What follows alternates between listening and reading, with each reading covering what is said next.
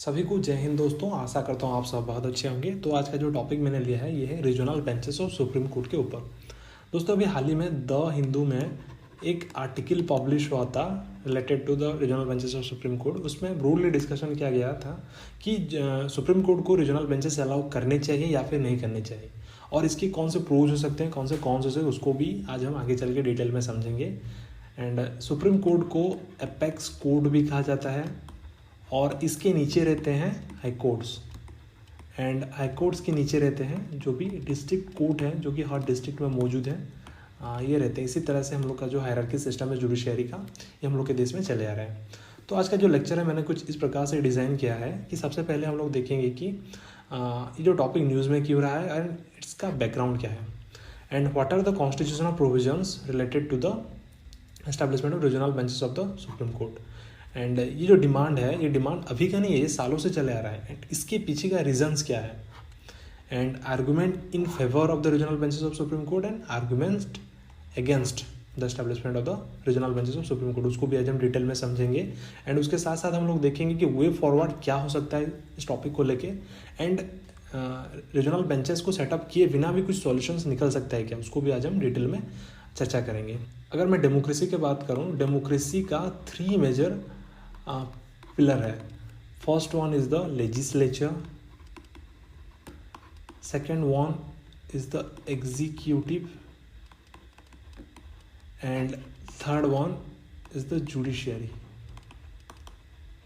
अगर मैं लेजिस्लेचर की बात करूं तो लेजिस्लेचर का मेजर काम रहता है कि जो भी लॉ है उसको बनाना, उसको सही तरीके से पास करवाना।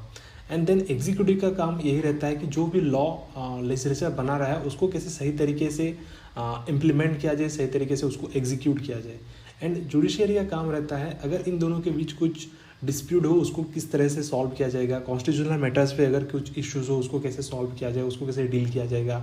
एंड सिटीजन को अगर कुछ परेशानी हो उसको कैसे मतलब उसका कैसे जजमेंट होगा। तो ये सारा काम रहता है जुडिशियरी का।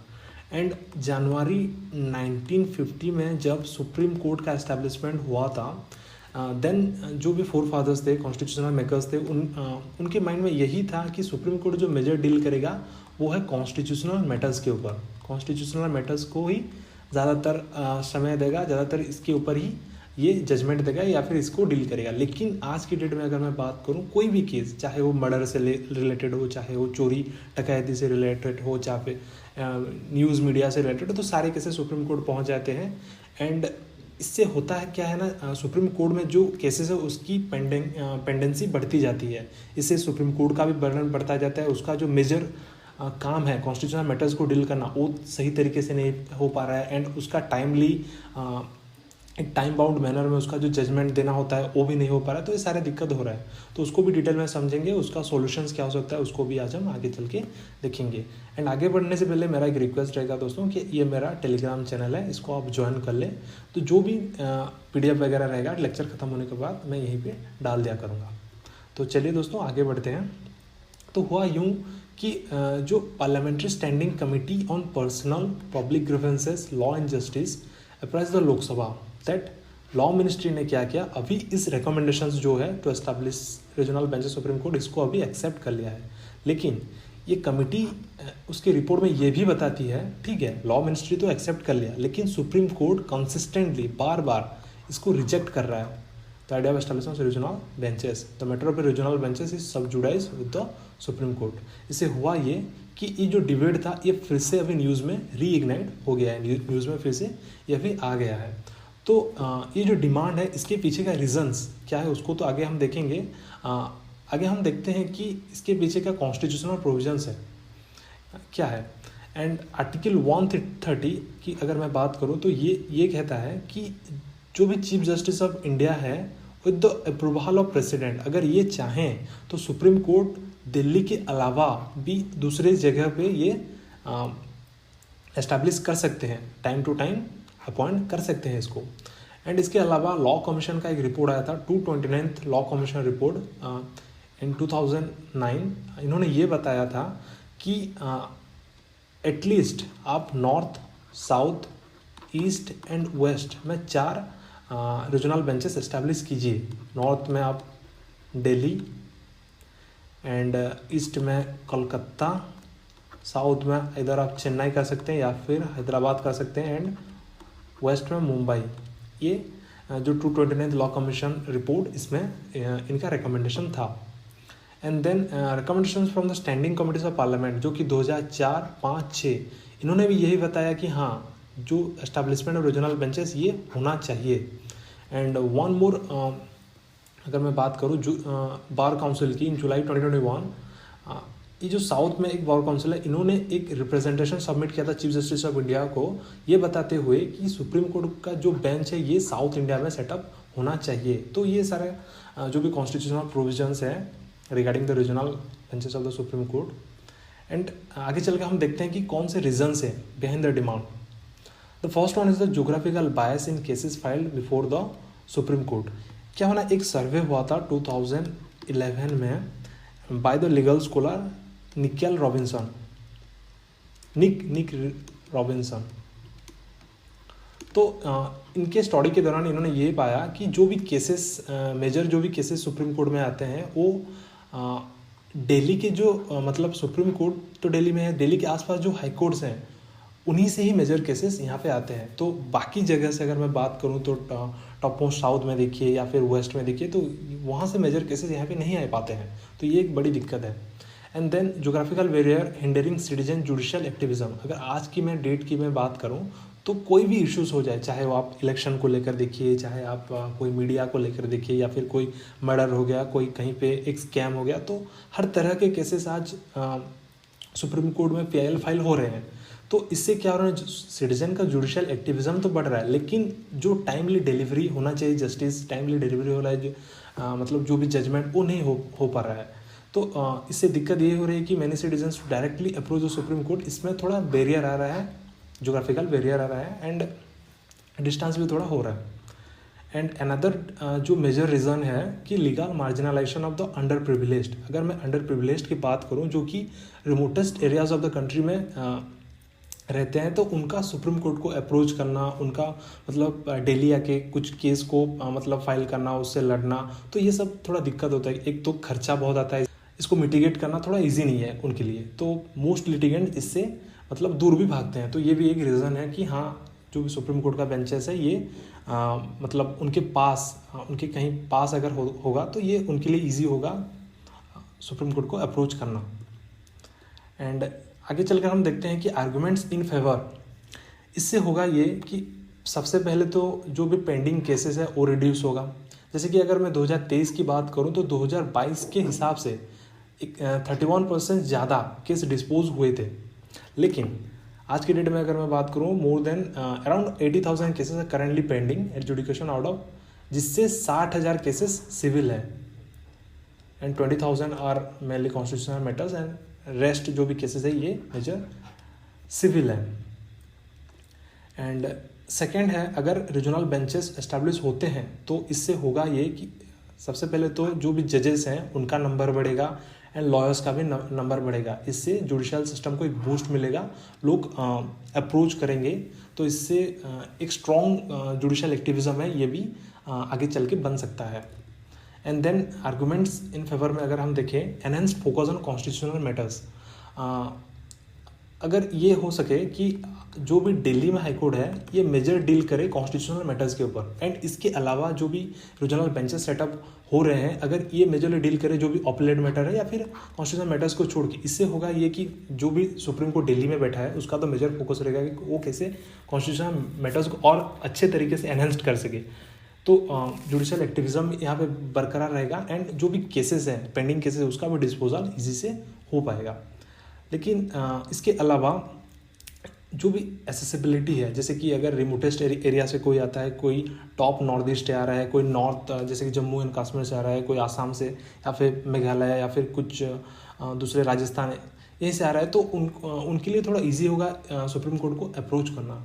इससे democratisation of the supreme court भी होगा एंड जुडिशियल इफेक्टिवनेस ये भी आगे चल के बढ़ेगा। Arguments against the regional benches of supreme Court, इससे एक दिक्कत तो आएगी कि हाँ, जो भी लिटिगेशंस फाइलिंग हो उससे इंक्रीज होगा ही होगा। अगर आपके पास में सुप्रीम कोर्ट हो, आपके घर के पास में अगर सुप्रीम कोर्ट हो, तो आप आपका मतलब जो भी अगर कुछ इश्यूज होता है तो आप सीधे जाके लिटिगेशंस फाइल कर लेंगे, इससे केसेस तो बढ़ेगा। देन अगर रीजनल बेंचेस सेटअप हो रहा है तो उससे तो रिसोर्सेज में भी खर्चा आएगा, इंफ्रास्ट्रक्चरल कॉस्ट मतलब कोड वगैरह बनाना, टोटल जो भी इंफ्रास्ट्रक्चरल कॉस्ट है वो भी, उससे भी इंफ्रास्ट्रक्चरल कॉस्ट में भी खर्चा बढ़ेगा। एंड देन एक दिक्कत ये भी आ सकता है कि टेरिटोरियल जुरिस्डिक्शंस है उससे डाइवर्जेंट व्यूज़ ऑफ जस्टिस भी आ सकता है, जो कि क्या होगा ना, सुप्रीम कोर्ट को बाद में उसको मतलब कोलाइड करके मतलब एक साथ अगर जजमेंट देना हो तो उससे दिक्कत बढ़ेगा। एंड एक चीज़ ये भी हो सकता है कि सैक्रोसेंट जो वर्ड है, sacrosanct nature of supreme court, ये भी खतरे में आ सकता है। मतलब जो भी सुप्रीम कोर्ट का सुप्रीम अथॉरिटी जो है डायलूशन हो सकता है, ये भी एक मतलब दिक्कत आ सकता है। एंड फ्रैगमेंटेशन ऑफ लॉ, जैसे कि अगर डिफरेंट बेंच अगर हम सेटअप कर लें तो इससे ये भी हो सकता है कि वो लोग डिफरेंट तरीके से लॉ को इंटरप्रेट करेंगे, तो इससे जो भी जजमेंट होगा इससे कन्फ्लिक्ट भी आगे चलकर आ सकता है, तो ये एक दिक्कत बना रहता है। तो चलिए तो हम देखते हैं कि इससे वे फॉरवर्ड क्या हो सकता है। The first one is the, अगर हम सेपरेट कर लें कि जैसे कि मैंने अभी जस्ट डिस्कशन किया था कि जो हम लोग का अपीलेट मैटर है इसको हम सेपरेट कर ले फ्रॉम कॉन्स्टिट्यूशनल मैटर से। कॉन्स्टिट्यूशनल मैटर का एक अगर हम दिल्ली में छोड़ दे, एंड जो भी अदर्स हम लोग के अदर्स बेंचेस जो भी एस्टैब्लिश होने वाले हैं उसको अगर हम अलग छोड़ दें, जो कि अभी फ्रांस एंड यूएसए में हो भी रहा है, तो इससे होगा ये कि जो भी डिस्पोजल ऑफ केसेस है वो स्ट्रांगली हो पाएगा, वो अच्छी तरीके से हो पाएगा, एंड जो बर्डन है वो भी रिड्यूस होगा। तो ये एक सॉल्यूशन हो सकता है, एंड इसको 10th law commission of India ने भी रिकमेंड किया था, और ये अभी फ्रांस एंड यूएसए में भी चले आ रहा है।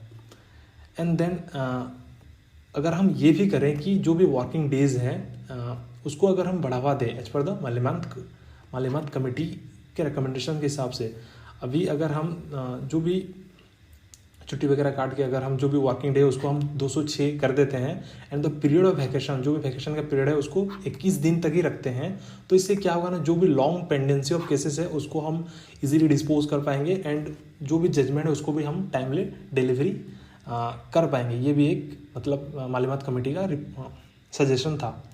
एंड वन मोर सजेशन ये भी आता है कि जो भी ब्रॉडर जुडिशियल रिफॉर्म्स है उसको हमें करना चाहिए, चाहे वो जुडिशियल बैकलॉग के ऊपर हो, चाहे वो delay in justice delivery judicial vacancy के ऊपर, इसको अगर हम ठीक करते हैं तो इससे होगा ये कि जो भी जुडिशियल सिस्टम हम लोग की दिक्कत है इसको भी हम एड्रेस कर पाएंगे इजीली, एंड इससे जो भी लीगल सिस्टम है हम लोग का, जो फंक्शनिंग ऑफ लीगल सिस्टम, इसको भी हम इम्प्रूव कर पाएंगे। एंड देन अगर हम इंफ्रास्ट्रक्चर को स्ट्रेंथन करते हैं एंड मॉडर्नाइज थोड़ा करते हैं, जैसे कि डिजिटाइजेशन ऑफ, एक वर्ड में यहाँ पे लिख देता हूँ,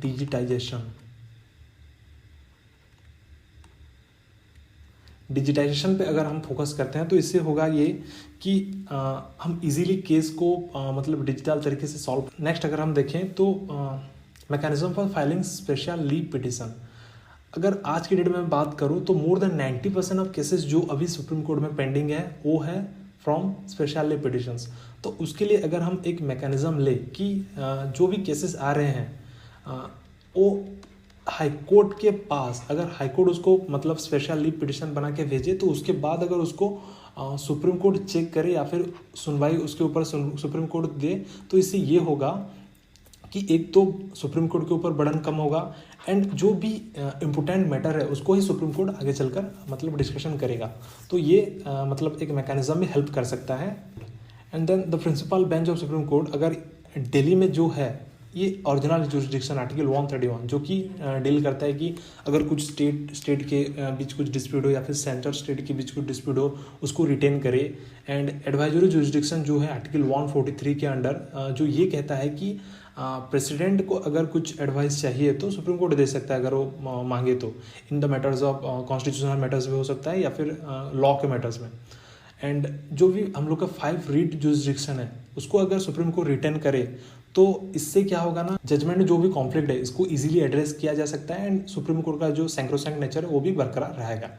एंड वन मोर थिंग, अगर हम mechanism of virtual hearing in supreme court, जैसे कि डिजिटाइजेशन की बात हम पहले कर रहे थे, अगर डिजिटाइजेशन पे ज़्यादा फोकस, जो कि अभी के चीफ जस्टिस ऑफ इंडिया है डी.वाई. चंद्रचूड़ सर, वो मेजरली इसी पे फोकस करें, अगर इसको भी हम बढ़ावा देते हैं तो इससे क्या होगा ना, हम जो कि अगर वर्चुअल मोड पे ज़्यादा से ज़्यादा केसेस का हियरिंग हो सकता है, ज़्यादा से केसेस का जजमेंट भी दिया जा सकता है, तो इससे केसेस का डिस्पोजल भी इजीली हो पाएगा एंड पेंडिंग केसेस जो भी है उसका भी जो भी बर्डन है वो भी थोड़ा कम होगा, तो ये भी हेल्प कर सकता है। तो ये था आज का लेक्चर दोस्तों, कैसा लगा आप कमेंट में ज़रूर बताइएगा। तो आज के लिए बहुत बहुत थैंक यू। एंड एक बार मेरा रिक्वेस्ट है कि ये मेरा स्टडीज ट्राइब 1 का टेलीग्राम चैनल है, इसको आप ज्वाइन कर लें। And thank you.